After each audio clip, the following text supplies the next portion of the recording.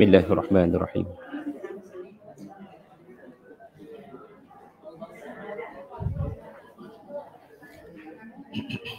Assalamualaikum warahmatullahi wabarakatuh. Al-Fatihah. Bismillahirrahmanirrahim. Alhamdulillahi rabbil alamin.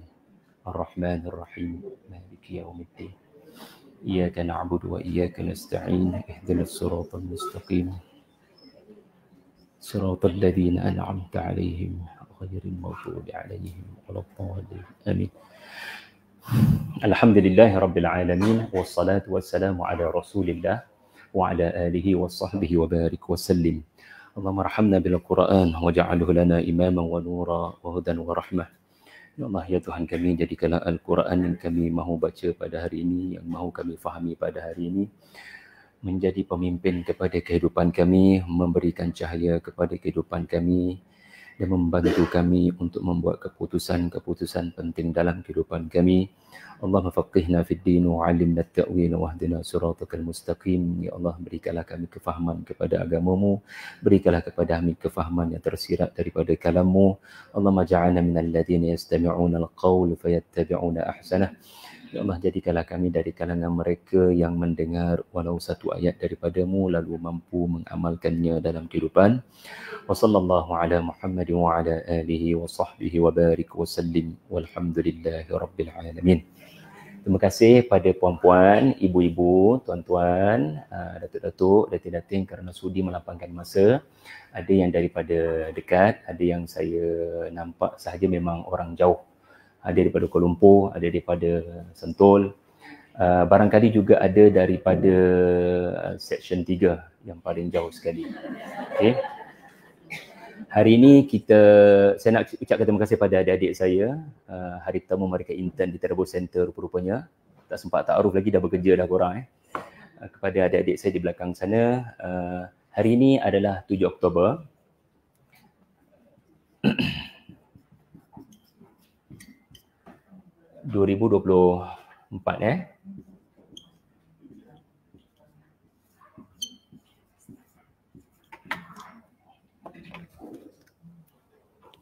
So kita berhimpun pada hari ini untuk mengambil pelajaran daripada 1 tahun peristiwa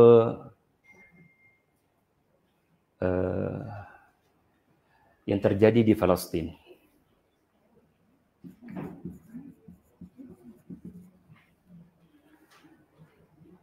Jadi untuk kita ambil pengajaran apa yang berlaku di bumi Palestin, ya, kepada yang tidak tahu, ya, ini adalah peristiwa yang telah disebutkan sebagai Taufan Al-Aqsa. Adakah anda pernah dengar perkataan Taufan Al-Aqsa, ayah ibu semua? Okay. Perkataan Taufan ini adalah nama yang diberikan oleh gerakan mujahidin di Palestin yang namanya Hamas untuk mengenakan serangan kepada kawasan-kawasan strategik tentera rejim. Hamas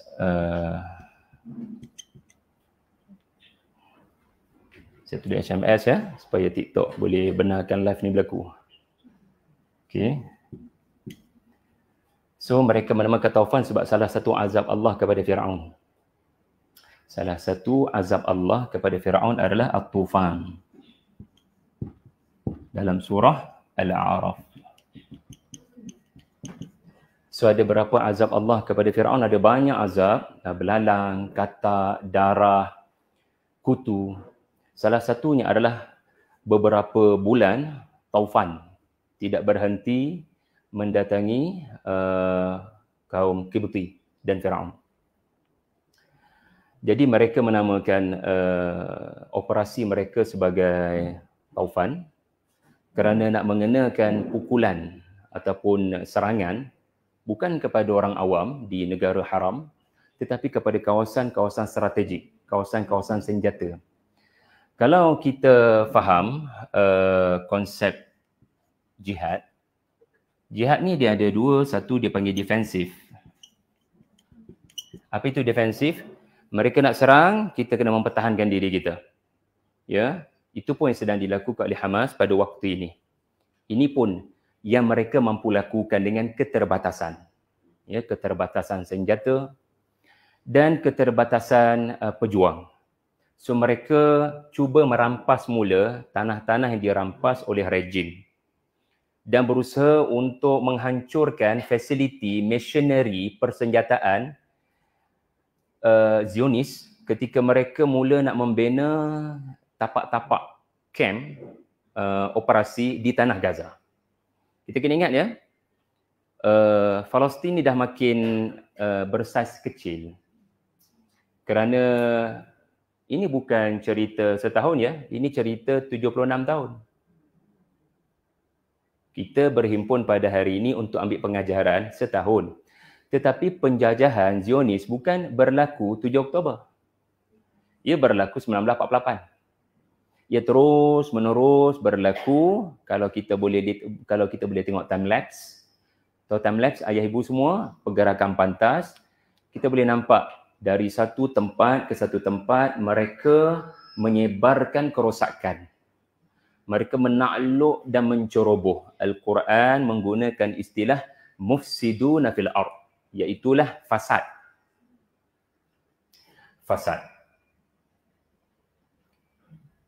Satu lagi strategi dalam jihad yang ramai tak tahu lalu salah faham.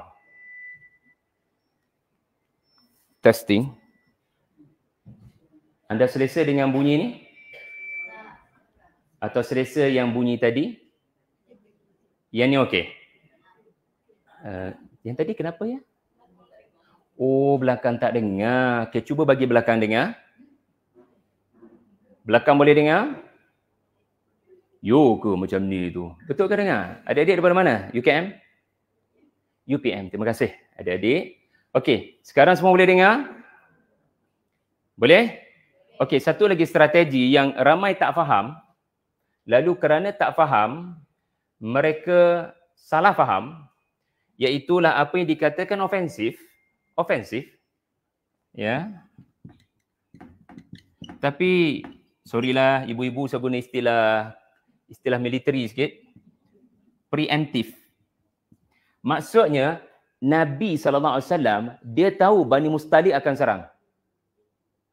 Geng-geng Bani Mustalik ni, geng-geng gangster orang Arab. Diorang ni memang tidak memeluk Islam. Dan Nabi ni sangat bijaksana. Bila Nabi mengasaskan Madinah, dia sentiasa ada para sahabat yang akan melakukan kerja-kerja perisikan. Untuk memantau ada tak kecenderungan lokasi-lokasi tertentu ini mengatur perancangan untuk menyerang Madinah.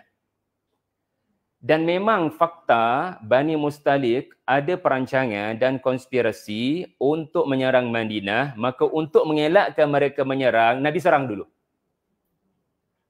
Ini bukan cerita strategi perang, ini dituntut pun dalam cerita surah yang akan saya bawa pada pagi ini, surah Muhammad. Dan sebenarnya banyak lagi surah-surah yang ada unsur dibenarkan berjihad, selepas 13 tahun tidak dibenarkan untuk mengangkat senjata. Yang tu defensif. Selepas begitu lama awak tidak dibenarkan mengangkat senjata 13 tahun, ada sebab tak Rasulullah tidak dibenarkan Allah untuk angkat senjata di Mekah? Kalau ikut tahap marah ni, kat Mekah ni marah benar. Sebab kena pukul, kena sepak, kena terajang. Bapa dia mau buat lagu ni kat aku? Kenapa aku tidak orang lain? Tetapi bila Nabi telah sampai kepada 5 hijrah dan ke atas. Sejak daripada bila? 5 hijrah dan ke atas. Iaitulah selepas perang. Perang yang kita takbir raya tu. Allahu Akbar, Allahu Akbar, Allahu Akbar. Allahu akbar kabiran walhamdulillahi katsira wa subhanallahi bukratan wa asila. Allahu akbar kabira sadaqa wa'adah wa nasara 'abdah wa a'azza jundahu wa hazamal. Selepas daripada perang Ahzab, Nabi tahu dah ramai orang tak yakin untuk berperang dengan orang Islam kerana mereka tahu kesudahannya adalah kekalahan. 10,000 boleh kalah pada 3,000, sebagaimana 1,000 boleh kalah kepada 300. Jadi mereka tahu akan ada usaha menyerang secara senyap-senyap. Sama ada menggunakan kabilah-kabilah yang kononnya memeluk Islam, munafik. Jadi Nabi mengatur perancangan. Jadi saya harap ayah ibu faham konsep jihad ini ada dua, dan kedua-dua ini adalah untuk mengelakkan keburukan berlaku kepada Madinah. Sebab yang nak serang ni bukan calang-calang orang. Yang nak serang ni adalah kafir harbi yang lengkap bersenjata dan sistematik.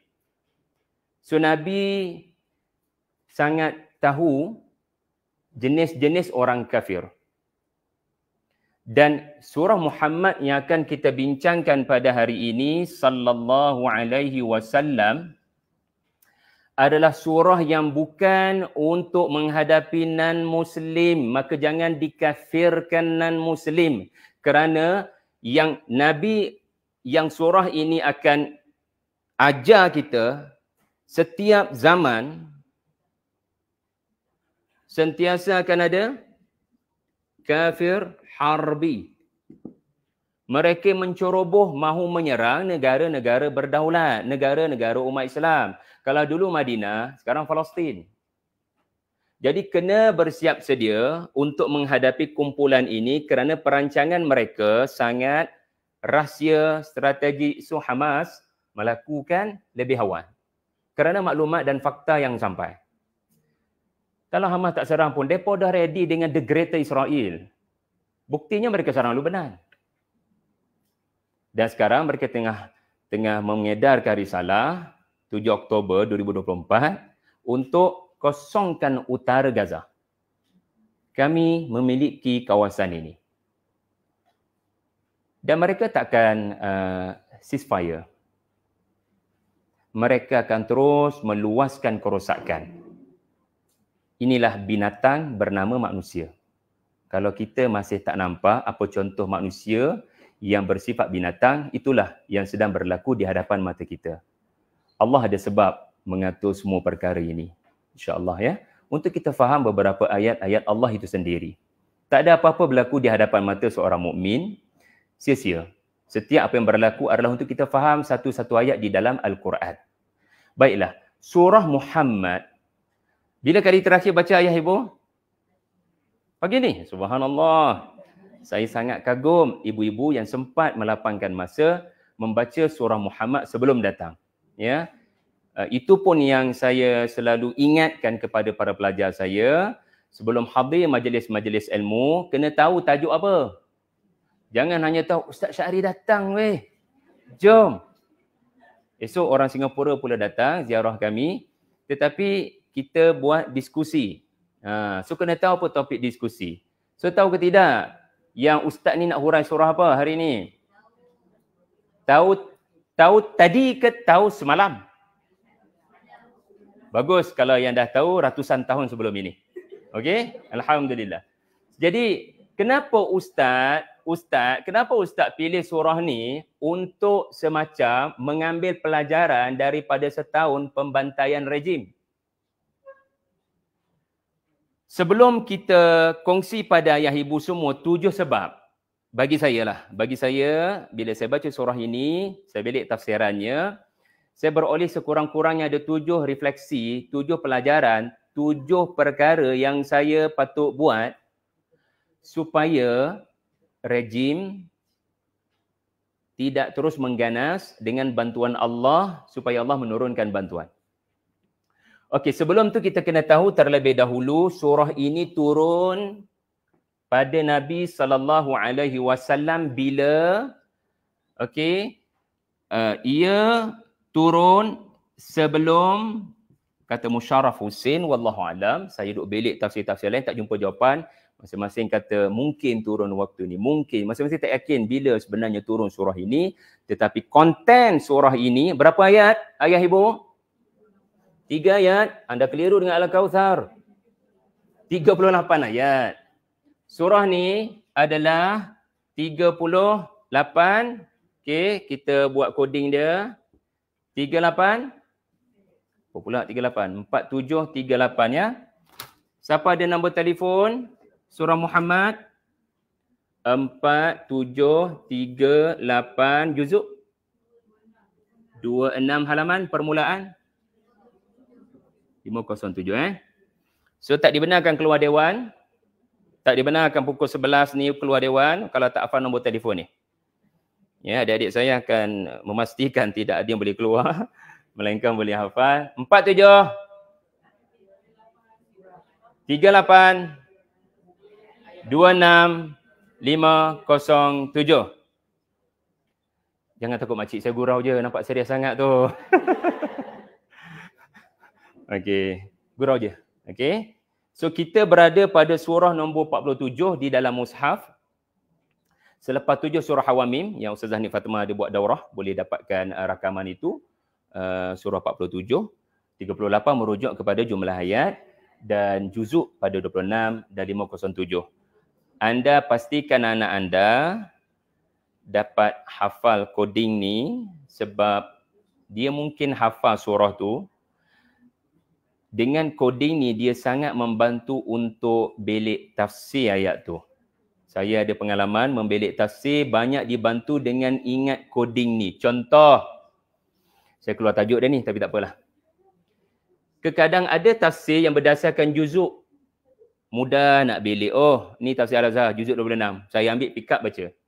Tapi ada yang tidak disebut nombor juzuk, dia sebut nombor surah. So jilid tu surah 1 hingga surah 40. Contohnya seperti Maududi punya tafsir. Saya dapat daripada India. Okey. Jadi ini yang biasanya berlaku dalam dunia nak belik tafsir untuk anak-anak, ibu-ibu semua bila mereka nak memahami sesuatu ayat. Sama ada surah base atau juzuk base. Saya rasa itu yang biasa berlaku. Okey. Sebelum kita jawab soalan, surah ni turun sebelum bila? Okey, kita jawab teruslah. Surah ni turun sebelum bila? Sebelum Perang Badar. Para ulama ada qila wa qala, ada pelbagai pandangan, tetapi yang terbaik bagi saya adalah konten surah ni menunjukkan ia turun sebelum para sahabat Nabi ni sallallahu alaihi wasallam. Depa tahu tak akan ada Perang Badar? Depa tak tahu. Kita tahulah, kita baca sirah. Perang Badar berlaku pada tahun sudah. Perang Badar, perang yang sangat terkenal. Ayah ibu semua berlaku pada tahun 2 Hijrah. Dalam bulan Safar. Inna lillahi wa inna ilaihi raji'un. Bulan Ramadan. Okey? Perang Badar berlaku pada bulan Ramadan tahun 2 Hijrah. Para sahabat tak tahu apa akan berlaku bila turun surah Muhammad sallallahu alaihi wasallam. Para sahabat tak tahu apa akan berlaku di hadapan. Apa yang confirm para sahabat tahu adalah isi kandungan surah tu. Jadi bila kita tengok isi kandungan surah ini, ia adalah cerita tentang keizinan berperang selepas berapa tahun di Makkah? This is the time. Dulu kamu kata, kalaulah kita boleh balas perbuatan Abu Jahal, kalaulah kita boleh baling balik batu yang dibaling oleh Al-As, Abu Lahab, kalau kita boleh baling balik batu tu, kuajak belaka ni, mereka pi pukul orang Islam, pi hina Nabi SAW, jaga hampa semua, kita orang nak lawan tetapi Nabi tak benarkan. 13 tahun bukan sekejap. Marah tu bukan mudah untuk dipendam. Allah akhirnya memberikan kebenaran dalam pelbagai ayat dan secara rasmi potong riben. Adalah surah 38 ayat ini. Nah, silakan. Sekarang awak dibenarkan berperang.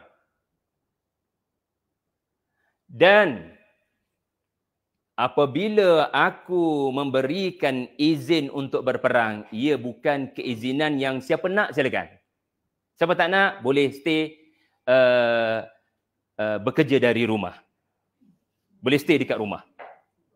Tetapi bila aku bagi izin, aku takkan bagi izin je, aku fardukan kepada semua lelaki, para sahabat, sehat tubuh badan, untuk bertindak menjadi barisan hadapan negara Madinah. Semua mesti bersedia untuk mati di jalan Allah. Ini sebab aku tidak main-main dalam hal jihad qital. Jihad ni tuan-tuan, ayah ibu, dia ada pelbagai. Jihad sendiri ada pelbagai bentuk. Allah bila menggunakan kalimah jihad, ia merujuk kepada wang ringgit dan tubuh badan. Tetapi bila Allah sebut qital dan surah Muhammad ada banyak cerita tentang qital, artinya kamu kena berperang dengan tubuh kamu. Bersedia memberikan tubuh badan kamu untuk mati di jalan Allah. Jadi, bila para sahabat diberikan kebenaran, maka surah ini jadi panjang, bukan 1-2 ayat sebab nak beri motivasi. Motivasi menjadi barisan hadapan negara. Setakat ni boleh faham? Setakat ni? Angguk dia tu perlahan tu. Tak apalah cuba saya upaya. Sebab surah ni pun surah yang kita tak familiar kan. Ustaz pun pilihlah surah At-Tin. Mudah sikit nak faham isu Palestin. Ni ustaz pilih surah panjang-panjang buat apa? Saya suka jadikan kuliah-kuliah di Tadabbur Center ni perbincangannya adalah perbincangan yang tak dibincang di tempat lain. Baru best. Betul tak? Dan bila bincang benda baru, benda berat, kita buat pagi. Kita buat malam. Sebab malam kalau buat malam apa jadi? Kan? Okey.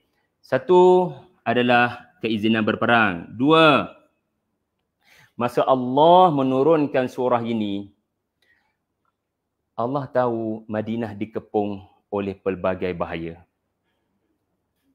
Madinah dikepung oleh pelbagai bahaya. Orang-orang kafir sangat tidak senang dengan Islam bertapak di Madinah. Mereka, apatah lagi orang-orang Mekah. Tapi kena ingat orang Mekah ni berpengaruh tak pada tanah Arab? Yalah, kabilah-kabilah Arab ni setahun sekali pergi mana? Setahun sekali orang-orang Arab ni pergi ke Mekah. Buat apa? Buat haji. So kat situ mereka menghormati, mengenali Mekah. Pendek kata, Abu Jahal kata sepatah, semua orang Arab dekat tanah Mekah ni akan follow. Sebab dia orang berpengaruh. Follow ya, 100,000 lebih. So dia orang berpengaruh. Jadi bila kabilah-kabilah di sekeliling tanah Arab diketuai oleh Makkah, orang Mekah ni tuan-tuan, masa itulah ya, ini cerita masa lampau. Ini bukan Quraisy yang telah memeluk Islam yang sudah bergelar radhiyallahu anhum. Quraisy sebelum Islam yang dikepalai oleh Abu Jahal, mereka bukan setakat halau keluar Nabi yang warga negara Mekah, kat pengenalan Nabi SAW Mekah. Tapi orang Mekah boleh halau orang Mekah. Adik dihalau keluar oleh abang-abang. Mereka bukan setakat halau orang Islam pergi ke Habsyah, halau orang Islam pergi ke Yathrib. Saya nak tanya, orang Palestin kena halau tak sekarang? Benda sama berlaku. Mereka bukan setakat tak senang dengan kehadiran orang Islam, orang yang mengamalkan syariat Islam yang sebenarnya mengukuhkan Taurat dan Injil sebelum tu. So orang yang berpegang teguh kepada Quran sebenarnya mereka berpegang teguh kepada konten yang asal Taurat dan Injil. Tapi geng-geng kafir harbi ni, lam yakunil ladina kafaru min ahlil kitab. Geng-geng ahlul kitab yang kafir ini, mereka bukan setakat nak singkir, keluar daripada tanah kita orang kononnya, keluar daripada Palestin ini tanah kita orang kononnya. Mereka bukan halau orang Islam, tetapi lebih daripada itu mereka nak cari kalau boleh dan bunuh walau sampai masuk ke lubang cacing. Sebab itu Abu Jahal perang Badar. Siapa start dulu? Ni nak faham. 7 Oktober. Sebenarnya siapa start dulu? Hamas ke? Kalau mereka tak plan untuk rampas, untuk bulldozer rumah orang Palestin, untuk bunuh orang Islam, kita tak akan bertindak untuk mengganggu mereka walaupun sebenarnya mereka mencuri tanah kita dulu. Ya. Tetapi kerana Jadi mereka yang memulakan terlebih dahulu serang Madinah, Abu Jahal, maka Nabi perlu surah Muhammad untuk motivate para sahabat bagi menjadi pagar dan tembok kepada orang-orang dalam Madinah. Sebab tu dia jadi 38 ayat. Sebab surah ni penuh dengan motivasi untuk jadi barisan hadapan. Tuan-tuan, dalam Quran ni ayah ibu, ada 1, 2, 3, 4, 5, ada 6 surah dengan nama Nabi. Okey. Ada berapa surah yang ada nama Nabi? Okay, cuba sebut setakat yang diketahui. Selain pada surah Muhammad. Okey, pertama kita ada surah Ibrahim. Kita ada surah Yusuf. Kita ada surah Ibrahim, berapa kali nak ulang? Surah Hud. Ustaz kita. Surah apa lagi? Qaradah. Surah Yunus 4. Surah Nuh 5. Dan yang ke-6 adalah surah Muhammad. Semua 6 surah ini, 5 daripada 6 surah dakwah. 5 surah ni semuanya temanya dakwah. Okey, surah Yusuf.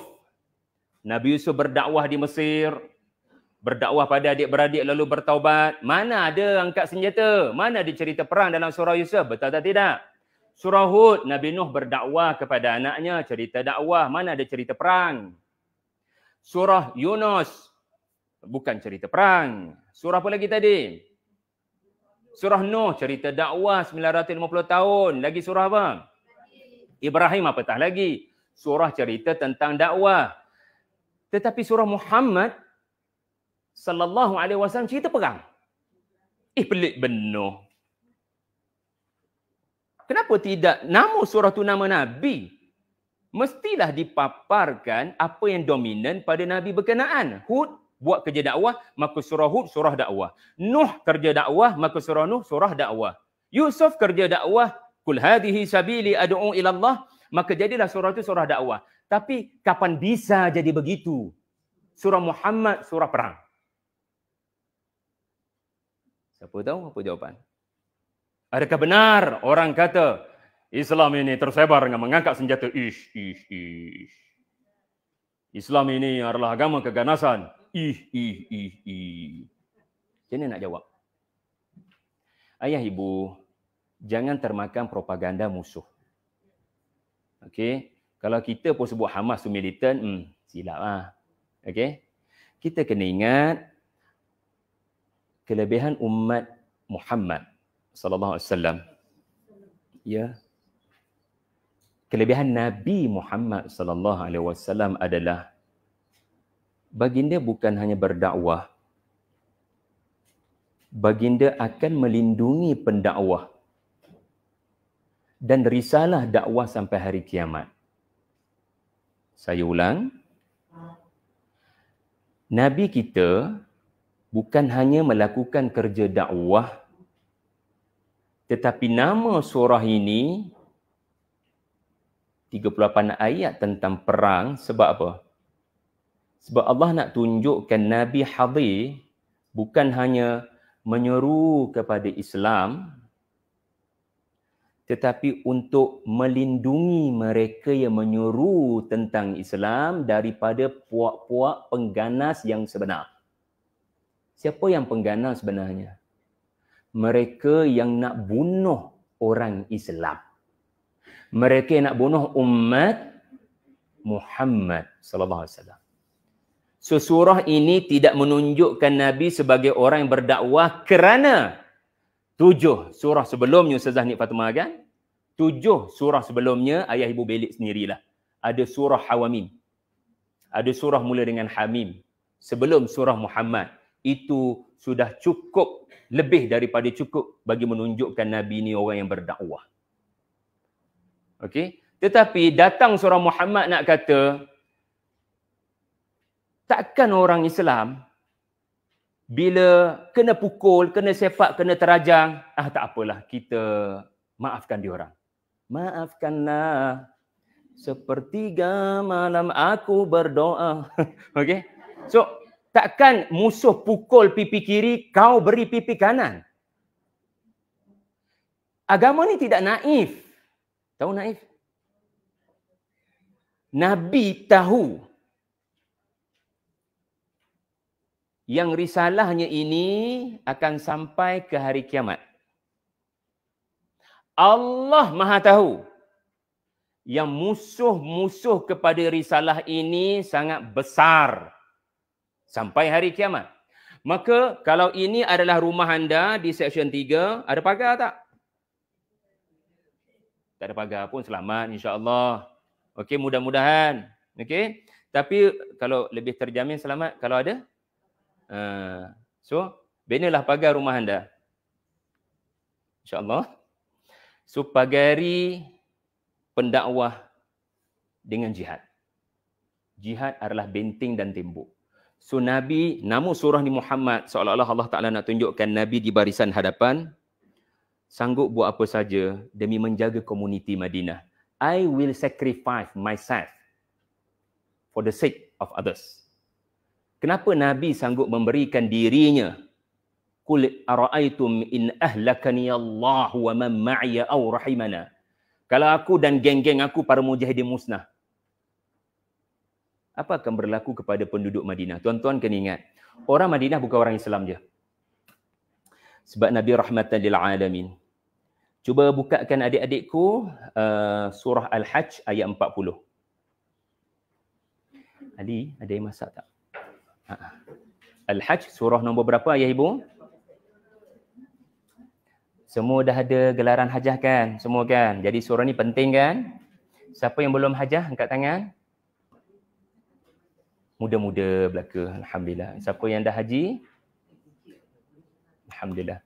Jadi semua yang sudah bergelar haji dan hajah memerlukan surah Al-Hajj. Okey. الذين أخرجوا من ديارهم بغير حق إلا أن يقولوا ربنا الله ولولا دفع الله الناس بعضهم ببعض لهدمت صوامع وبيع وصلوات ومساجد يذكر فيها اسم الله كثيرا. Okey, saya nak tanya. Sawami'. Apa maksudnya? Adik-adik bantu saya bukakan terjemahan. Okey. Kalau Allah tidak mendorong setengah manusia. Okey, siapa setengah manusia dalam ayat ni yang buat pagar ni? Siapa setengah manusia? Kalau Allah tak datangkan setengah manusia yang buat pagar ni, apa akan jadi? Musuh akan datang bukan hanya membunuh pejuang-pejuang Islam. Tuan-tuan tengok apa yang rejim buat. Adakah dia berjaya membunuh mujahidin? Kita tak tahu mereka berjaya bunuh ke tidak. Tetapi apa yang confirm nampak depan mata kita adalah mereka menembak, membunuh, memusnahkan bukan hanya masjid, bahkan gereja. Bukan setakat rumah-rumah ibadat, mereka menyerang hospital. Mereka mengebom hospital. Bukan setakat orang-orang lelaki dewasa, kanak-kanak. Dan bukan setakat kanak-kanak, wanita-wanita yang tidak berperang. Ini apa kalau bukan binatang? Tak ada langsung jiwa kasihan. Jadi ayah ibu sekalian, saya harap kita dapat tahu serba sedikit for the first time lah barangkali ya. Oh macam ni rupanya surah Muhammad. Patutlah nada dia macam kata Said Qutb ya, rahimahullah. Kalau kita baca betul-betul surah ni dengan intonasi sebagaimana dia selalu ulang baca dalam penjara, dia boleh rasa macam pedang tu sedang mengasak pedang-pedang musuh di langit. Pendek kata perang. Suasana perang tu ada dalam bacaan surah ni sendiri. Surah ni sendiri kalau kita baca betul-betul, dia memang suasana perang. Allah cerita orang kafir, Allah cerita orang beriman. Mula Allah cerita orang kafir, patut Allah cerita serangan orang beriman. Kafir beriman, kafir beriman, kafir beriman. And then scoreboard kata orang Islam menang. Baik, tanpa membuang masa, kita akan kongsi kepada ayah ibu semua 7 fakta penting pada pandangan saya ya, selepas setahun genosid. yang dilakukan di bumi Palestin yang kita boleh lihat semua penduduk dunia. Ingat, genosid bukan berlaku daripada 7 Oktober. Tetapi 7 Oktober yang setahun ni adalah apa yang seluruh dunia boleh tengok dengan mudah di telefon. Dipanggil live broadcasting genocide. Ini yang tak pernah terjadi pada mana-mana genosid sebelum ini. Sangat mudah untuk dilihat dan diperlihatkan kepada dunia. Ali, adikku, apalah. Boleh padamkan. Padamkan. Okey, tulis ya. Kita ada 7 fakta penting. Dan kita akan huraikan fakta-fakta ini berdasarkan beberapa ayat di dalam surah Muhammad. Saya nak tanya ayah ibu semua, tuan-puan sekalian, dari satu fakta ke satu fakta ni saya nak kena tanya. Supaya jawapan ayah ibu menunjukkan ayah ibu tahu tak apa berlaku selepas tahun ni. So dia ada 3 jawapan lah. Satu ya, satu tidak, satu tak tahu. Saya harap tak adalah yang beri jawapan ketiga tu. Okey. Nombor 1, fakta nombor 1, Ali ataupun adik boleh turun. Ke kamu kontrol? Kamu tulis Nombor 1, rejim belum musnah. Setuju ke tak? Ya? Tu ada lagi, Netanyahu hidup lagi. Ya. Itu fakta nombor 1 selepas tahun. Kita bukan buat sambutan setahun ni, rejim dah musnah, cuma nak ambil pengajaran daripada 7 Oktober. Tak. Entah 7 Oktober 2025 belum selesai. Keganasan yang dilakukan oleh rejim. Nombor 1, rejim belum musnah. Ini fakta nombor 1 selepas setahun Taufan Al-Aqsa. Setuju ke tak? Saya perlukan persetujuan. Musnah menurut mata kita. Okey. Fakta yang pertama. Cantik kamu punya italic. Boleh. Adik-adik kita ni mewakili orang-orang muda yang penuh seni dalam tutur bicara dan tutur tulisan mereka. Okey, yang kedua. Israel kena serang. Selepas tahun, baru nampak Israel kena serang. Betul atau tidak? Ya, Iran. Mudah-mudahan Iran itu permulaan. Kita tidak bergantung pada Iran, tetapi terima kasih Iran. Kerana menunjukkan pada kita, rapuh rupanya. Ingat Iron Dome tu kuat dah. Tapi dengan selamba je peluru-peluru itu pergi dengan jumlah beratus-ratus jatuh. Ke tempat-tempat strategik. Mana kena orang awam. Berbanding apa yang mereka buat. Itu nombor 2. Israel. Sebab saya tak sanggup. I Nabi Yaakob. Saya tak sanggup nak tulis. Okey. Fakta nombor 3, tiada tanda gencatan senjata. Betul atau tidak? Ya ke? So, bangga dengan ayah ibu semua kerana ada pengetahuan tentang tiada tanda-tanda ke arah gencatan senjata. Yang jelas adalah Lubnan hanyalah next station. No. Second station, next station will be greater than that. Na'udzubillah.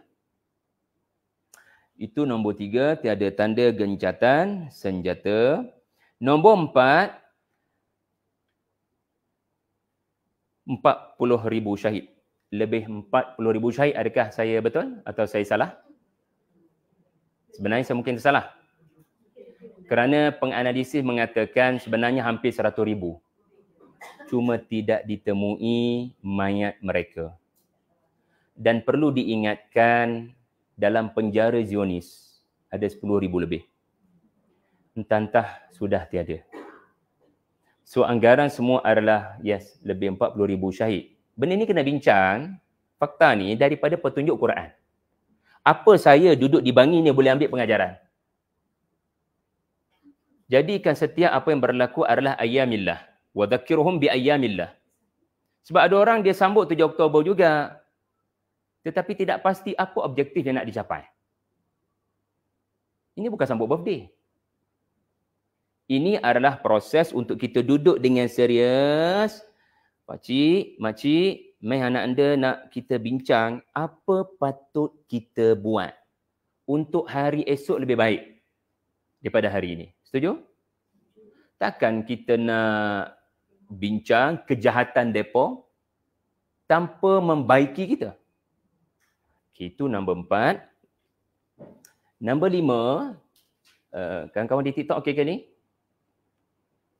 TikTok lagi ramai daripada ayah ibu yang hadir di sini.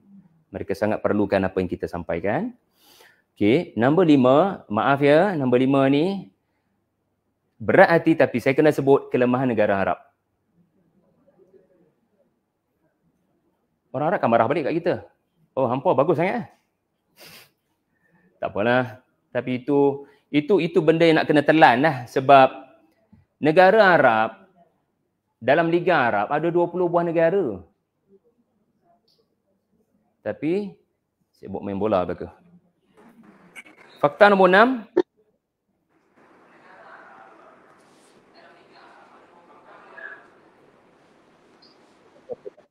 Pilih dululah kekuatan iman.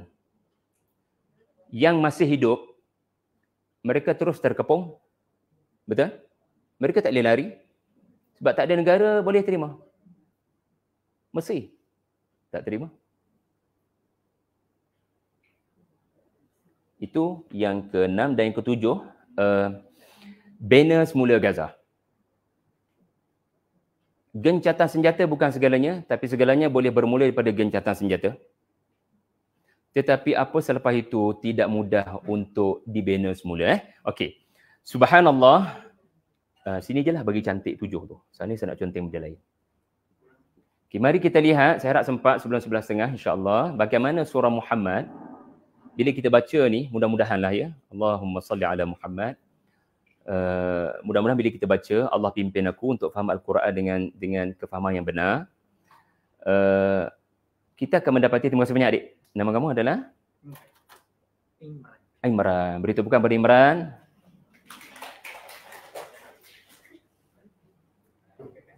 Kakak sikit ni. Okey, belakang boleh dengar sekat ni? Okey.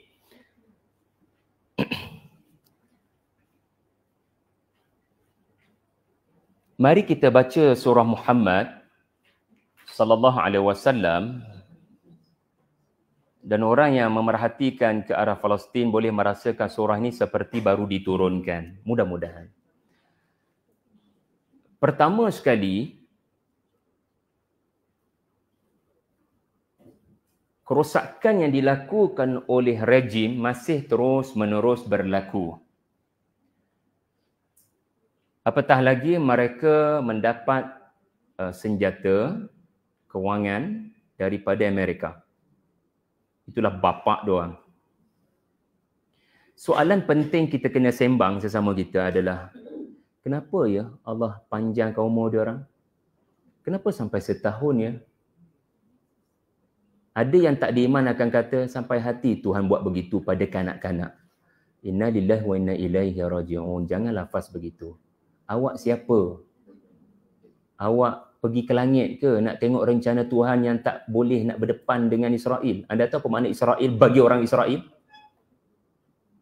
Dalam naratif ataupun kitab Talmud diorang ataupun Taurat yang mereka telah sesatkan, Israel adalah Nabi Yaqub yang berjaya mengalahkan Tuhan dalam acara tinju.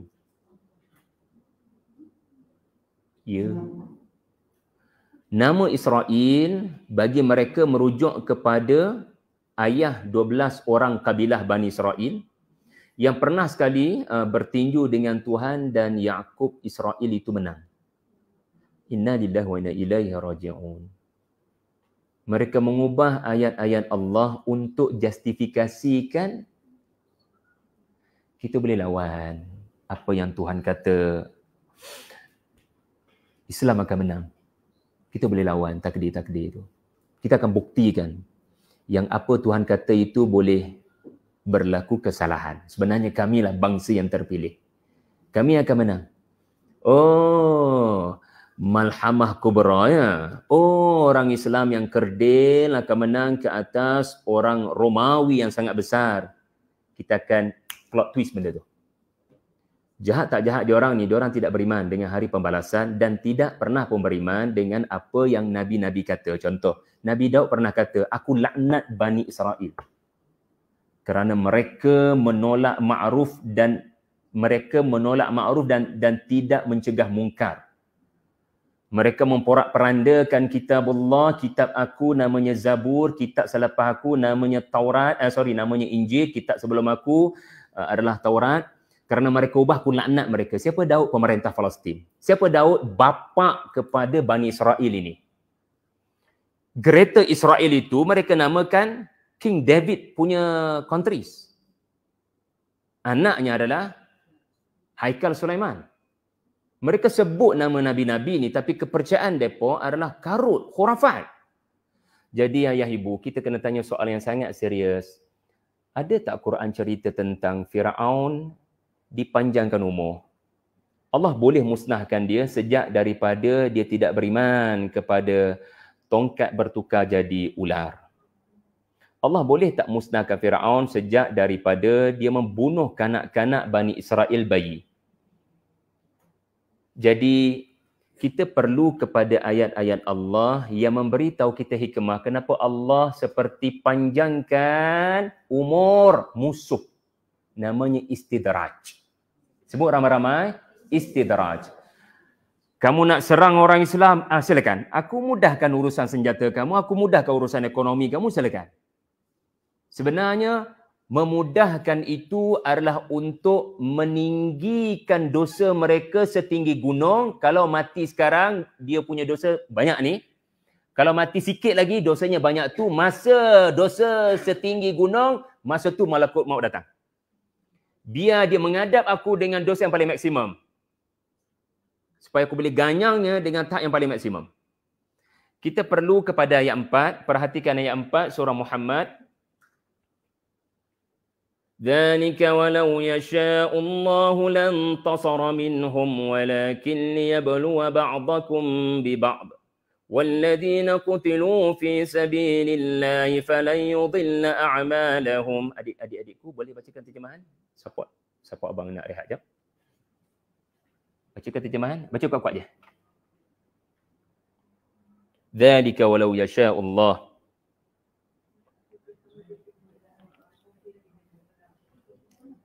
Demikianlah. Cuba tak? Bawah sekali tu. Tu. Demikianlah diperintahkan kamu melakukan. Bawah tu, Dik. Demikianlah. Demikianlah diperintahkan kamu melakukannya. Dan sekiranya Allah menghendaki, tentulah ia membinasakan mereka. Nampak? Tengok betul-betul ayat ni. Dan sekiranya Allah. Teruskan. Dan sekiranya Allah menghendaki, tentulah ia membinasakan mereka dengan tidak payah kamu memeranginya. Tetapi ia perintahkan kamu berbuat demikian kerana hendak menguji kesabaran kamu menentang golongan yang kufur ingkar yang mencerobohi kamu. Terima kasih pada adik. Ini ayat pun yang saya ada tengok video daripada orang Gaza sendiri buat rakaman. Kenapa ini semua terjadi kepada kami? Kenapa semua ini terjadi pada kami? Kenapa Allah tidak musnahkan rejim pengganas ini? Dia baca ayat ni. Liyabluwa ba'dakum bi ba'din. Allah nak uji siapa yang paling tinggi tahap kesabaran. Kalau tidak ada ujian, kita tidak tahu siapa yang sabar. Mereka telah diuji, kita belum lagi. Kita hanya diuji Allah dengan ujian yang berkadaran, bersesuaian dengan diri kita di sini. Satu hari nanti, ayah ibu dan saya akan diuji seperti mereka walau kita tidak mahu. Apa maksud kita akan diuji seperti mereka? Bukan peperangan sahaja. Kehilangan orang tercinta ketika kita merasakan umurnya harus lebih panjang daripada kita sebab namanya adalah anak kita, betul tak? Gaza dan kita boleh berlaku persamaan, iaitulah kehilangan anak tiba-tiba. Kehilangan suami tiba-tiba. Boleh berlaku atau tidak? Maka Allah uji orang beriman untuk Allah tengok siapa yang bersabar. Allah nak tengok siapa yang berani untuk berlawan dengan musuh. walladzina qutilu fi sabilillahi falan yudilla a'malahum. So ada konsep ibtila. Kalau Allah biarkan pendek kata 3 bulan selepas serangan, Allah sendiri musnahkan rejim ataupun Allah mendatangkan kelebihan yang luar biasa kepada Hamas contohnya, lalu dengan mudah saja rejim dapat dimusnahkan, ya, which is tak berlaku benda tu, maka kita kalau benda tu berlaku 2-3 bulan je, apa implikasi pada kita di Malaysia? Kalau bukan berlaku setahun. Rupa-rupanya rejim dah musnah dah. Alhamdulillah. Syukur pada Allah. Kita bukan sambut 7 Oktober untuk kemalangan menimpa Palestin, tapi kerana kejayaan Hamas. Ada kita buat macam tu sekarang? Tak. Kita bukan berhimpun kat sini untuk meraihkan kemusnahan rejim. Kita berhimpun di sini untuk berfikir, kenapa mereka terus bermaharajalela? Di mana Tuhan? Bagi orang yang lemah iman akan berkata begitu. Jadi sebenarnya Allah nak tengok, kamu buat apa bila aku panjang kau umur diorang? Kamu buat apa bila mereka mengganas? Dan bila kamu buat sesuatu, apa kamu ingat aku tak balas perbuatan kamu? Kamu tak ada apa-apa amalan. Malaikat maut dalam perjalanan. Kamu nak mati tanpa amalan. Macam mana tu kamu nak kata kamu selamat di alam sana? Maka aku hadirkan suasana tertentu. Hari ini di Palestin, mungkin akan datang di negara lain. Yang mana dengan berlaku sesuatu, you contribute something. Which is, dengan sumbangan itu, menyebabkan bila malakul maut datang kepada kita, kita maut dengan husnul khatimah sebab infak, contoh. Wakaf, contoh. Sumbang duit, contoh. Doa, contoh. Sekurang-kurangnya, ma'adziratan ila rabbikum. Kita boleh jawab depan Tuhan, I'm doing something. You saw it, ya Allah. Ayat satu lagi yang boleh kita ambil dalam hal fakta pertama adalah ayat 31. Bawa Quran belakang. Kehafal semua. Ayat 31. Adik-adikku paparkan ayat 31. Kenapa Allah panjangkan umur rejim? Tetapi sebenarnya mereka menuju kemusnahan. Kalau ayah ibu baca e-book saya, Sempena Maulidur Rasul, surah Al-Fil, e-book ni bukan buku fizikal, baca daripada iPad. Saya tulis di situ, tafsiran surah Al-Fil menunjukkan Allah musnahkan Abraha bukan semasa dia memulakan perjalanan. Bahkan semua urusan Abraha dipermudahkan Tuhan. Financially, dia ada kekuatan kewangan untuk berperang dengan 12 ekor gajah dan 70 orang komando. Ini bukan mudah. Nak train gajah untuk masuk dalam militeri pun memerlukan kos kewangan yang sangat besar. Untuk perjalanan 1000 km lebih gajah nak berjalan bukan mudah. Financially, dia kuat. Moral support daripada rakyat pun ada. Okey? Pelbagai perkara dipermudahkan Tuhan hingga orang Arab pun kata, meh. Kamu nak serang Mekah, pergilah serang. Asalkan jangan serang kami. Ni jalan dia. Mekah nak pergi Mekah, lalu kat situ. Saya tolong bagi jalan. Semuanya dipermudahkan seolah-olah bagi Abraha, dia ada 10 step, 9 step complete dia. Mudahnya jalan nak menuju kemusnahan Mekah pada pandangan Abraha. So tinggal satu langkah je lagi nak langgar je Baitullah tu. Depan mata ada Baitullah, tiba-tiba masa tu Allah mendatangkan ababil. Musnah dari arah yang tidak diduga. Ini bukan hanya cerita Abraha, barang siapa membaca surah Al-Fil, ia adalah kesudahan setiap rejim. Allah berikan dia nikmat, dipermudahkan wa abadadnakum bi amwalin wa banin wa ja'alnakum aktsara nafira. Silakan. Aku mudahkan kewangan kamu, aku mudahkan militeri kamu sangat powerful. Aku mudahkan support kamu daripada certain negara yang tiada peringkat kemanusiaan untuk support kamu ini. Tunggu je lah. Kamu akan dimusnahkan pada waktu kamu rasa kamu paling berjaya di atas muka bumi. Fir'aun dimusnahkan ketika dia rasa maut Bani Israel sekejap lagi di Laut Merah. Fir'aun dimusnahkan ketika dia kata, hari ini sejarah akan terukir. Dunia tak akan nampak apa yang akan kita buat. Kita akan genosidekan Bani Israel di Laut Merah. Sama ada mereka mati lemas atau kita gempur mereka dalam keadaan mereka terkepung tak tahu nak lari ke mana. Sebab di belakang mereka Laut Merah, di hadapan mereka adalah the best armies of Ramses II. Terbaik punya komando yang Ramses II bawa. Tapi anda tahu apa kesudahannya? Inna ma'ya rabbi sayahdini. Allah beri jalan keluar. Rabbul Falak. Allah belah laut itu untuk beri jalan keluar kepada orang beriman. Satu perkara yang tidak diduga. Ayat 31 ayah ibu. وَلَنَبْلُوَنَّكُمْ حَتَّى نَعْلَمَ الْمُجَاهِدِينَ مِنْكُمْ وَالصَّابِرِينَ وَنَبْلُوَ أَخْبَارَكُمْ. Allah nak uji kita bukan hanya untuk tahu siapa orang berjihad, siapa orang yang sabar. Allah juga akan uji dengan nampaklah masing-masing. Siapa yang konsisten, siapa yang tak konsisten. Betul tak? Boleh nampak tak siapa yang konsisten dalam isu Palestin dengan siapa yang bermusim. Waktu tertentu je semangat. Waktu lain senyap. Siap makan balik dah dekat kedai tu. Tak ada perasaan bersalah dah. Siap minum dah kat kedai tu. Tak ada rasa bersalah. Siap beli balik dah barang tu. Untuk sumbang pada peluru. Tak ada rasa bersalah. Kemudian, ini penting. Ayat 32. Lan yadurrullaha syai'a. Kepada mereka yang kata, mana Tuhan?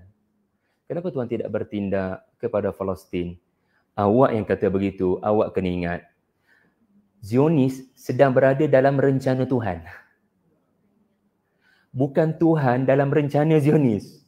Macam mereka faham Israel bertinju dengan Tuhan. And then Tuhan kalah dengan Israel.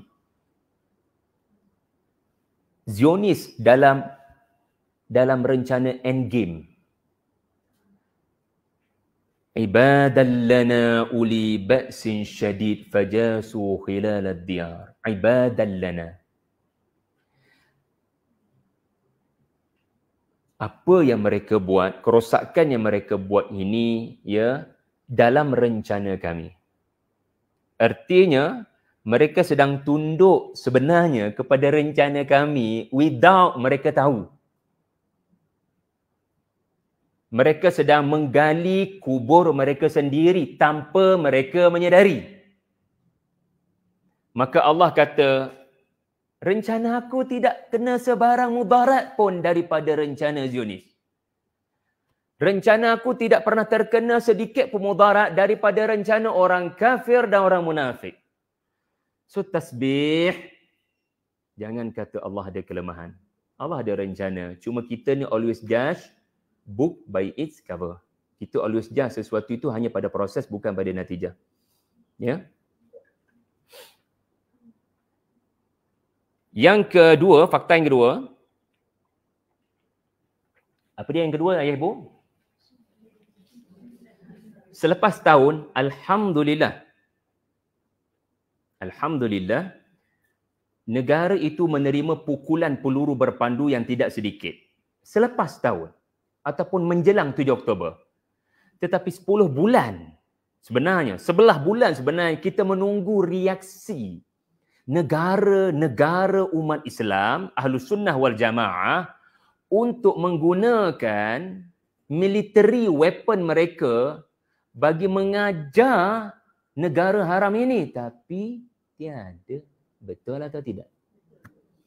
Alhamdulillah, memasuki bulan Oktober, saya tak ingat berapa tarikh, di mana apabila Lebanon disentuh oleh Zionis, sekutu kuat Lebanon ataupun bapa kepada Lebanon, Iran, memberikan teguran. Apa kata Ali Khamenei? This is just beginning. Kami bagi pukulan yang paling minimum. Iaitulah hypersonic punya peluru berpandu yang tidak boleh dicantas oleh Iron Dome. Bagi kita, terima kasih Iran, sekurang-kurangnya negara haram ini adalah musuh kami dan musuh kamu buat masa ini. Ya, mereka Syiah, kita mukmin Muslim. Tetapi ketika kita kecewa dengan negara Arab, dan siapa kita dari Malaysia nak membantu negara kecil yang tidak ada, jaraknya terbatas, Dan kita punya persenjataan kita pun mungkin tidak boleh menyaingi negara-negara seperti Russia, Iran, China, Korea. Dipanggil kuasa belah timur ni. Tetapi sekurang-kurangnya depa belajar satu benda. Apa Zionis belajar at least? Diorang nak lawan kita, akhirnya kita duk ragging budak selama ni, alhamdulillah je, okey je, baru tak ada yang menentang. Hari ni ada yang melawan. Cumanya yang melawan kat sekolah tu rupanya bukan orang Islam. Tapi at least apa dia? Dipanggil mudarat yang lebih ringan adalah pukulan itu kena. At the same time, kita yang Sunni kena cari apa punca jadi begini kepada tentera-tentera di negara Islam. 1.9 bilion. What went wrong? Kenapa duduk diam? Tidak melakukan apa-apa. Dan at least negara mereka tercedera. Negara haram itu at least cedera. Cuma mudah-mudahan ayat 2 tu, surah Muhammad, itulah ciri mujahidin Islam yang alternatif kepada Iran di masa akan datang. Mudah-mudahan. Ayat 2 cerita pasal apa? Gerakan mujahidin yang benar-benar mengikut risalah Muhammad sallallahu alaihi wasallam. Sunni. Okey, mudah-mudahan. Buat masa ni kita sedih, kita kecewa, tapi mudah-mudahan akan datang, akan ada kesatuan. Ya, jangan putus asa. Dan bila ada kesatuan, sebenarnya kita tak perlukan Iran. Kalau kita ada kekuatan. Tapi kerana kita sangat lemah, kita terpaksa kata terima kasih Iran for the time being. Kerana mengajar mereka. Hopefully, kita akan tambah kesakitan diorang nanti. Kita tu maksud saya adalah negara-negara Sunni. Negara-negara kaum muslimin. Liga Arab. Takkan, oh I see. Do something. Military. Economy. Okay. Jadi ini pelajaran daripada fakta yang kedua, ayat 2. Hopefully kita akan ada kuasa daripada umat ini sama ada bersama dengan Iran ataupun lebih baik daripada Iran. Ya, mudah-mudahan ke depan ini anda pun perasan kenapa ajaran sesat mendapat tempat pada waktu ini juga. Imam Mahdi, GISB.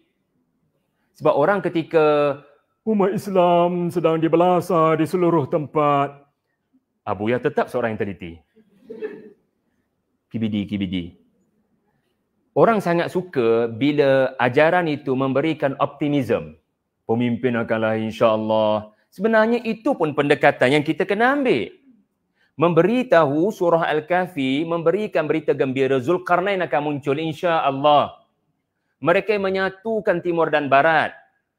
Tetapi surah Al-Kahfi sangat realistik ayah ibu. Sebelum mengharapkan Zulkarnain, awak tu Syahri kena jadi Nabi Khadir. Cegah keburukan daripada menimpa pemilik perahu ini. Cegah keburukan daripada menimpa mak ayah budak ni. Betulkan dinding rumah 2 orang anak yatim ni. Do something yang realistik. By the way, think globally. Ambil tahu apa yang berlaku perkembangan, tapi pada masa yang sama, secara realistik, do something. Jangan khayal. Kita duduk je goyang kaki, insya-Allah akan ada Imam Mahdi turun. Allah takkan turunkan apa-apa without doing anything. Kena goncang pokok tamar tu, wahai Maryam. Baru Allah jatuhkan buah tamar tu. Walaupun kamu separuh mati melahirkan anakmu, tapi untuk Allah turunkan bantuan, pokok tamar mati hidup tiba-tiba, dia kena mula daripada kamu, do something. Wa huzzi ilaiki bijid'in nakhlati. Okey. Fakta yang ketiga, tiada tanda-tanda gencatan senjata, bahkan rejim sedang meluaskan kerosakan ke Lebanon. Apa bukti tanda-tanda kerosakan semakin melebar, Greta Israel dan mereka tidak ingin pun kepada ceasefire? Pembunuhan Ismail Haniyah sendiri adalah contoh. Mereka memang tak nak bincang kerana Ismail Haniyah adalah tokoh yang bagi Hamas orang yang paling cemerlang dalam negosiasi. Sebab dalam Hamas ni ada 2 version. Satu adalah Ismail Haniyah punya mazhab, benda boleh bincang, kita bincang dengan Iran. Jangan duk cari sangat titik perbezaan itu. Kita ada support daripada beberapa fatwa. Okey. So ini bukan hanya pertimbangan politik. Kalau anda boleh lihat kenyataan terkini Syekh Ustaz kita pengerusi ulama sedunia Ustaz Raisuni ke apa Ustaz? Betul Ustaz? Qaradawi sudah meninggal, yang ganti Qaradawi. Ya? Qaradawi tidak, makna bukan pengurusi, rasanya SU ke apa saya tak ingat.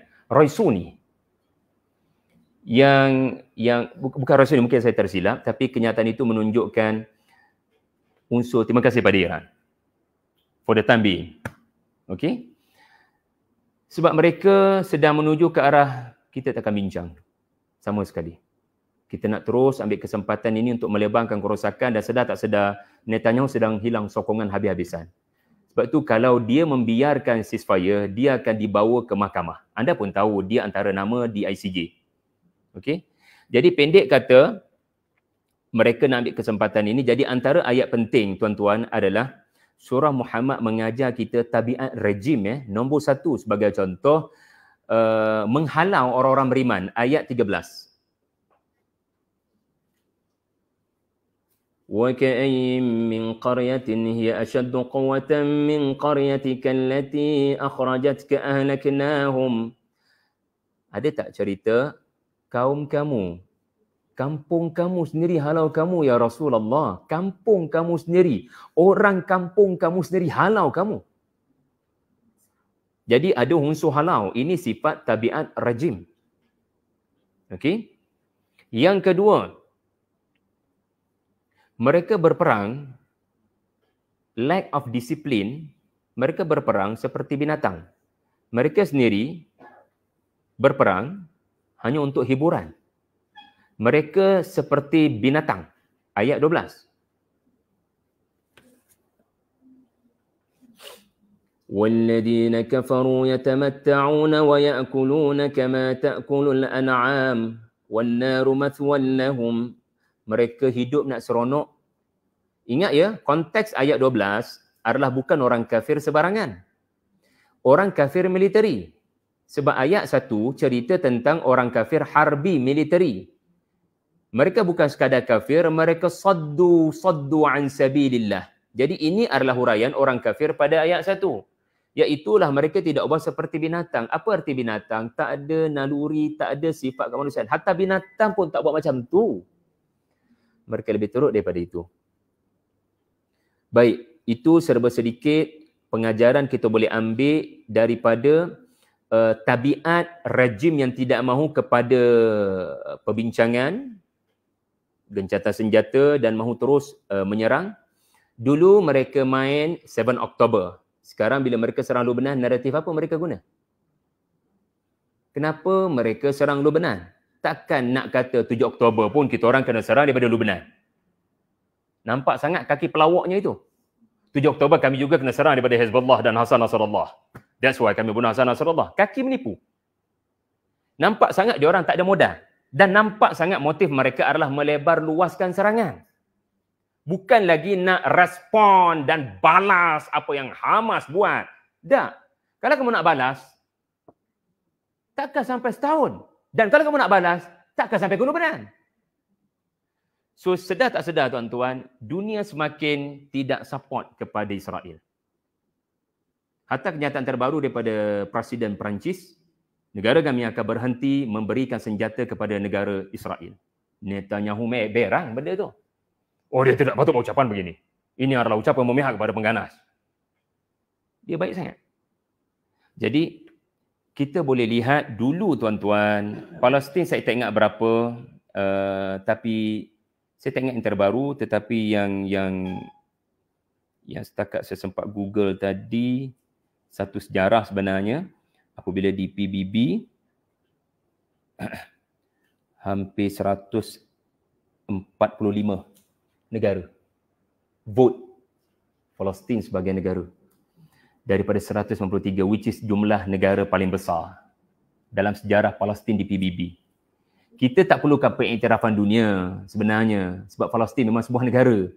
Tetapi bila satu negara yang selama ini tidak undi Palestin sebagai negara, tiba-tiba angkat tangan untuk Palestin layak sebagai sebuah negara dan duduk dengan kursi penuh di PBB, ini menunjukkan mereka tahu apa yang negara haram tu buat.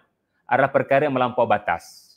Apatah lagi ICJ buat keputusan, Mahkamah Dunia Antarabangsa buat keputusan yang tidak sedikit mengalahkan Israel. Menunjukkan ini bukan kerja Hamas sahaja. Bahkan lebih banyak proceeding mereka adalah memihak kepada awak melampau batas.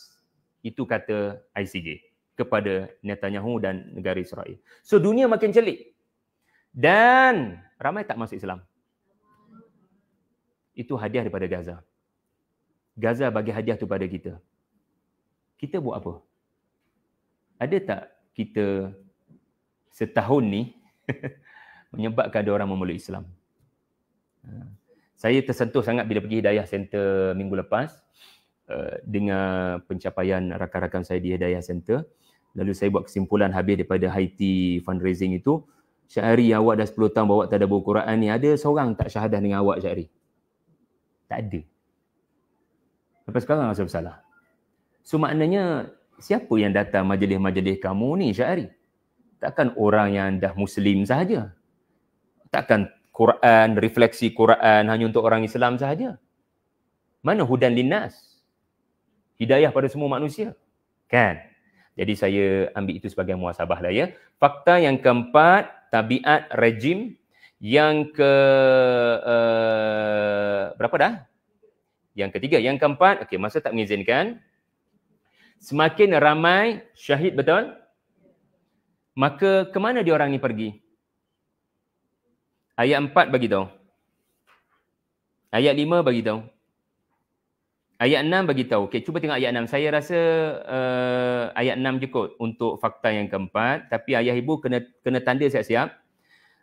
Ayat 12 ayat 12 pun ada, ayat 15 yang paling panjang. Syuhada pergi ke mana? Ayat 15 bagi tahu. Yep. Sebab itu ini faktor orang-orang Gaza kuat apabila menerima berita kematian. Memang tak boleh buang air mata tu, sedih tak boleh buang, marah kepada jenis tak boleh buang, tapi dalam hati ada iman. Anak saya tengah main dekat sungai. Anak dia baru meninggal. Tapi sungai apa? Tu, pilihlah. Sungai susu ada, sungai madu ada. Ya, sungai daripada arak pun ada. Ini semua adalah ganjaran yang Allah umumkan kepada para mujahidin dalam surah Muhammad.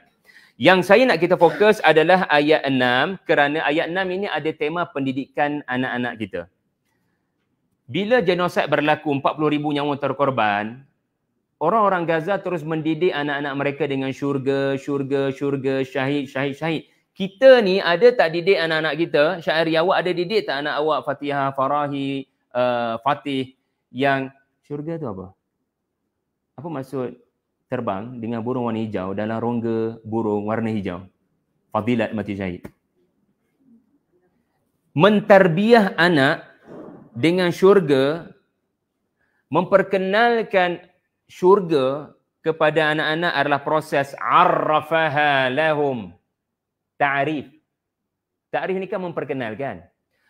Mereka masuk syurga. Allah masukkan mereka ke syurga yang mana syurga itu telah lama diperkenalkan kepada mereka sejak di dunia. This is tarbiyah. Didik anak kamu tentang syurga. Supaya dia meremehkan hidup di dunia. Maksud meremehkan hidup di dunia bukan matlamat nak hidup lama di dunia. Hidup yang sebenar kat sana. Fakta yang kelima. Umat yang berpenyakit dalam hati. Saya tak nak sebut munafik sebab saya sendiri risau. Penyakit itu boleh ada pada saya. Tetapi yang rendah sedikit daripada nifaq adalah marad. Dalam hati ada penyakit. Ya, tidak semua orang yang ada dan dalam hati ada penyakit adalah orang munafik. Ya? Orang munafik ni confirm dalam hati dia ada penyakit. Tapi dia juga confirm kafir. Tapi orang yang berpenyakit dalam hati, dia tidak semestinya munafik. Allah membezakan dua istilah ini kalau tuan-tuan teliti, ya. Sebagaimana Buya teliti. Syari. Tak adalah. Okey. Kalau kita teliti dengan Quran, Quran membezakan antara dua istilah ini. Satu al-munafiqun, baca surah al-munafiqun, dan banyak tempat Allah mention direct walladzina nafaqu. Tetapi ada banyak tempat Allah sebut mereka yang on the way menuju nifaq. Naudzubillah. Mereka yang akan bersekutu dengan musuh. Mereka yang sanggup buat apa saja untuk musuh dengan mengorbankan orang Islam sendiri. Ini bahaya munafik. Tetapi menuju ke arah itu, Allah juga menurunkan peringatan mereka yang dalam hati mereka ada penyakit. Al-Quran muka surat 509. Sesiapa yang ada mushaf Al-Quran, muka surat 509. Satu halaman tu cerita tentang orang yang ada penyakit dalam hati. Betul atau tidak? Bagi saya tuan-tuan, umat hari ini sangat ramai, tetapi dalam hati mereka ada penyakit al-wahnu. Sebut ramai-ramai. Al-wahnu. Apakah itu al-wahnu? Yes. Nabi SAW berkata, hubbud dunya wa karahiyatul maut. Umat Islam akan ramai, umat Islam akan sangat ramai, tetapi mereka umpama buih di lautan. Lalu Nabi menjelaskan punca umat Islam ramai tetapi dikepung oleh musuh-musuh umpama orang yang mengepung satu makanan dalam dulang, kerana umat ini ramai pada kuantiti tetapi kualiti mereka sangat mengecewakan. Dalam hati mereka ada penyakit al-wahnu. Sebab itu Allah tegah penyakit ini daripada ada dalam hati kita, iaitulah pada ayat yang ke-35. Fala tahinu. Jumpa tak perkataan wahan? Awak semua jangan takut. Fala tahinu. Jangan lemah kerana musuh kuat. Jangan kata begitu. Katalah kepada musuh sebagaimana Zulkarnain kata kepada Ya'juj dan Ma'juj, kita boleh sekat mereka. Kita mungkin tak boleh bunuh dia orang. Tuan-tuan, mungkin tak boleh bunuh rejim. Musnahkan rejim. Tapi kita boleh sekat mereka punya pergerakan daripada merebak. Dengan apa? Boikot. Dan pelbagai cara yang boleh menyebabkan diorang akan berfikir sejenak sebelum meluaskan kerosakan. At least kalau tidak boleh musnahkan, surah Al-Kahfi sangat realistik. Zulkarnain aja sekat pergerakan diorang. Jangan biar diorang merebak. Mufsiduna fil ard. Fala tahinu wa tad'u ila salmi. Kalau negara kamu kuat, orang Islam itu ramai, ekonomi kamu kuat, kenapa nak berdamai dengan rejim? Normalisasi. Kenapa boleh ada hubungan itu? Ini menunjukkan kamu lemah. Jadi ayat-ayat begini mesti dijadikan pegangan dan kekuatan. Fakta yang ke-5. Ya, saya 509 halaman permulaan haja. 509 adalah satu halaman cerita tentang orang yang berpenyakit dalam hati. Ini punca, bila kita takut pada musuh, kita tak berani pergi ke medan perang, betul atau tidak? Surah Muhammad nak motivate kita semua untuk bersiap sedia kalau perang berlaku satu hari nanti. Katakanlah, na'udzubillah. Katakanlah satu hari nanti, na'udzubillah. Kalau rejim nak serang negara kita Malaysia sebab lantang sangat tengok. Berhimpun tiap-tiap hari. Anda bersedia? Anak-anak muda ku. Yang ke depan ni yang kuat takbir masa demonstrasi dulu. Tapi belum tentu akulah juga kat depan tu kalau Zionis muncul. Sebab tu kena tengok cerita-cerita macam lah Datu, Malbat, semua yang dapatlah gambaran ketenteraan. Ni adik saya Ali ni, dia adalah seorang tentera. Cewa. Ya. Belajar macam mana disiplin dalam ketenteraan. Anak-anak kita ni memanglah nak jadi engineer, doktor, pensyarah. Tapi kena tanam dalam diri mereka juga surah Muhammad. Akan ada satu waktu kamu akan jadi tentera. Dan pada waktu itu pilihan kamu bukannya berjaya, tak berjaya dalam sesuatu kerja. Sebab dalam satu kerja kita buat waktu pejabat ni berjaya ataupun tak berjaya, ataupun baik ataupun lebih baik kan. Tapi yang ni pilihannya hidup mati je. Awak nak tak satu kerjaya nak Yang pilihannya hanyalah hidup atau mati. Namanya medan perang. Jadi adakah anak-anak kita dan kita sendiri ibu bapa dipersiapkan dengan kefahaman tentang hidup ni ada satu lagi, sana. Tahu tak apa itu alam sana? Itulah bijak sana. Ramai bijak sini je. Okey. Dan menarik, ini menarik. Inilah ayat kami di Tadabbur Center. Ayat 24. Ayat 24. Kenapa ayat 24 ni duduk dalam cerita orang berpenyakit dalam hati? Bila kita baca Quran, tak rasa takut pada Tuhan, kita tidak tadabbur sebenarnya. Allah nak seluruh umat Islam dan khususnya orang yang boleh baca Quran dalam bahasa Arab, orang Arab, jangan duk hanya menyanyikan Al-Quran, memperbetulkan bacaan without understanding, with deep understanding. Tadabbur adalah deep understanding. Ayat ni mengajar kita apa tentang Tuhan. Cuba jangan kejar sangat jumlah yang begitu banyak bacaan, tetapi cuba faham dengan mendalam. Ambil guru daripada mana-mana. Daripada Tadabbur Center, daripada Mutiara Tadabbur, daripada Akademi Tadabbur Malaysia, daripada Akademi Azdan, daripada sesiapa saja asatizah yang ada ramai di sini, di negara kita ini, ambil kesempatan untuk belajar tadabbur daripada mereka. Asatizah yang bertauliah dalam bidang tafsir ini. Ya, sebab kenapa ayat ni muncul tiba-tiba dalam cerita orang yang support musuh dapat duit banyak sebab musuh bayar. Saya bayar awak, saya bagi awak duit banyak, tahu negara awak akan kaya, tapi syaratnya jangan lawan saya bila saya lawan Palestin. Namanya normalisasi. Lepas tu kaya-kaya dia pun. Okey? Jadi bila ayat ni ajar kita, kalau awak baca Quran betul-betul dengan tadabbur, awak akan rasa takut hanya pada Allah dan tidak selain dia. Awak takkan takut pada rejim, awak takkan takut pada mati. Sebab tadabbur Quran adalah proses untuk menghadirkan rasa takut hanya kepada Allah. Sebab tu Allah bercakap tentang hatimu di mana masa baca Quran. Afala yatadabbaruna al-Quran am ala qulubin aqfaluha. Adakah kamu membaca Al-Quran atau hati kamu terkunci sebenarnya? Okey, so tepat sekali Allah bercakap tentang hati dalam suasana ayat-ayat tentang orang yang hatinya ada penyakit wahan dan nifaq. Akhir sekali, fakta nombor 6, kita akan belajar dan terus belajar. Ibu-ibu yang ada Instagram, saya punya dapatan, ini menarik. Okey, Hajar pun ada di sini, staf saya. Rupanya ramai ibu-ibu yang berada di TikTok. Astaghfirullahalazim. Dah, ini bukan ibu-ibu di sinilah. Ustazah Hanik Fatimah just nak share lah. Budak-budak muda, adik-adik saya ni banyak di Instagram. Saya dah ingat kat TikTok tu ramai muda-muda yang follow saya. Rupanya 50.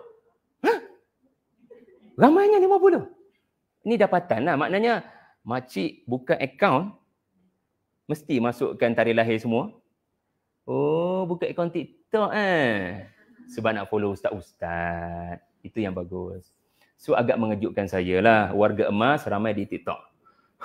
Itu sesuatu yang mengejutkan saya. Bukan warga surau Al-Kautsar lah. Ataupun surau As-Sabah. Ini mungkin di tempat lain yang payah nak akses. So mereka tak nak Instagram sebab Instagram ni mungkin tak tahulah apa dia masalah dia. So dia orang tahu platform untuk tengok live-live ni. Macam sekarang ni adalah di TikTok. Okey. Semoga kita bertakwa di TikTok. Kerana TikTok terlalu banyak syaitan yang boleh memberikan was-was kepada kita follow konten yang bagus-bagus, yang baik-baik saja. Ada ramai influencer yang baik-baik yang kita boleh follow insya-Allah. Okey. Fakta yang keenam, orang Gaza akan terus mengajar kita tentang iman. Jangan satu orang buat hal kat WTC, kita terus anggap Palestin ada masalah bila datang ke Malaysia, okey? Itu hanya satu orang tu pun dah minta maaf, dia tak dapat nak kawal emosinya, adalah ceritanya yang kita tak tahu.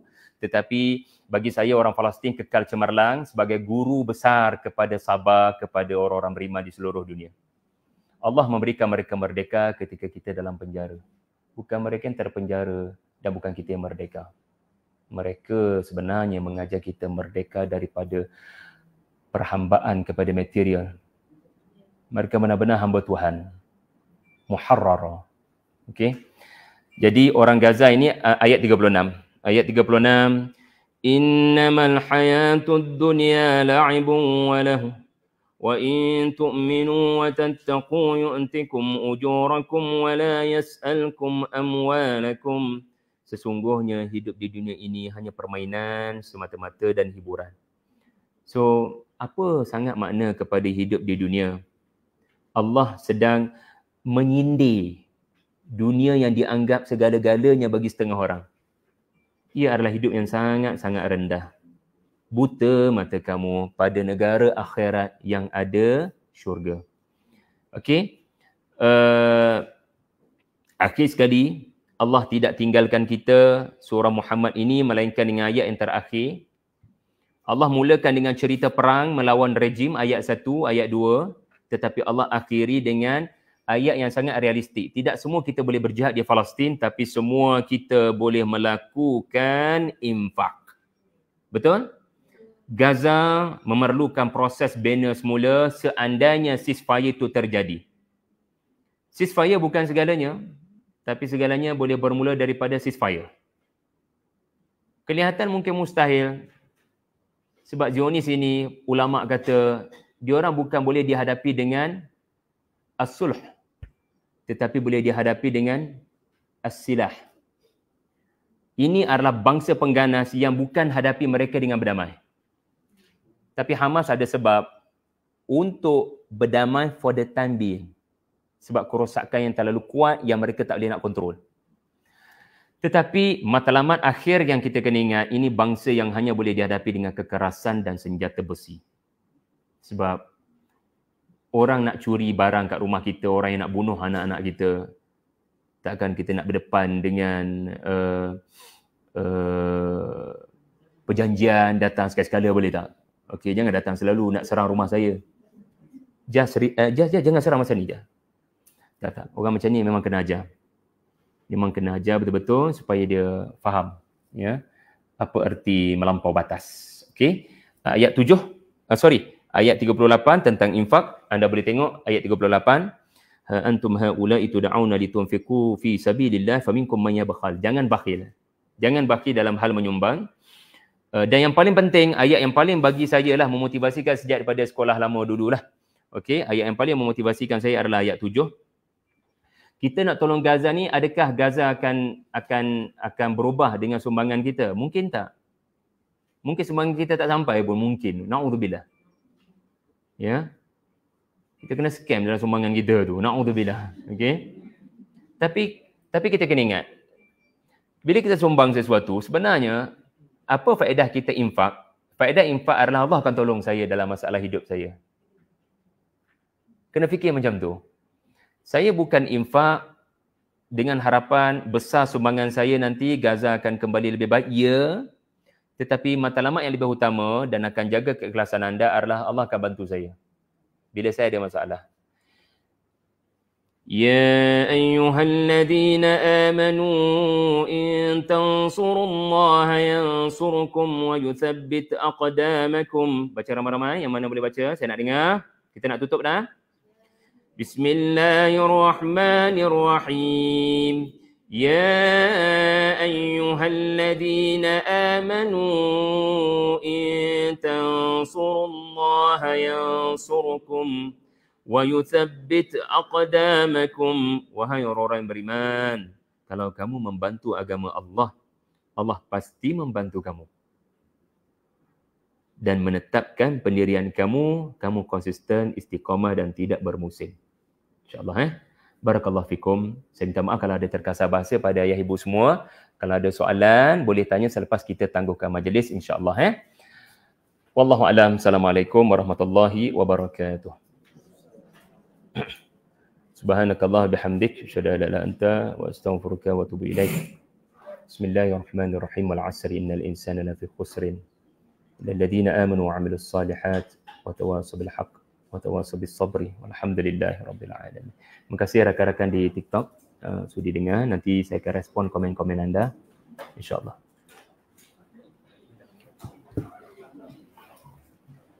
Sesiapa yang perlu beredar, boleh beredar. Sesiapa ada soalan, boleh angkat tangan, ajukan soalan. Di mana TikTok?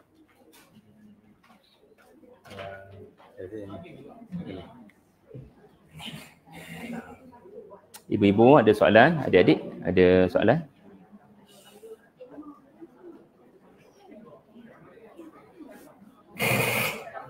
Adik-adik UPM, anak-anak muda ada soalan? Boleh angkat tangan. Kalau nak sembang belakang pun boleh, insya-Allah.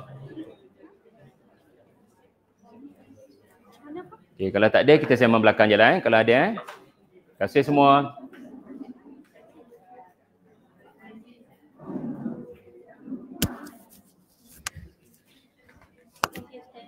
Sama.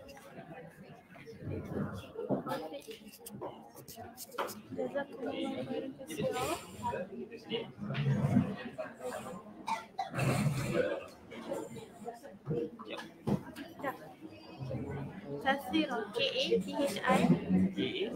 T-H-I. T-H-I. Tak ada H. Tidak. Mungkin dah saya apa?